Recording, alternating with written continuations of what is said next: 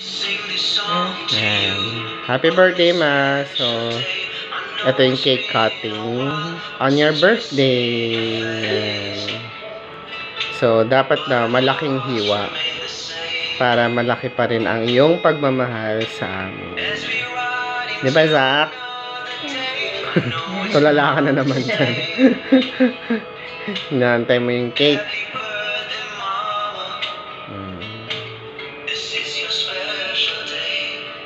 Thank you very much. Lagay mo dun sa platito. Yung malaking slice. Yes. Bigyan mo na kay Zach. Rasak. Hinihintay niya na yung kanina pa eh.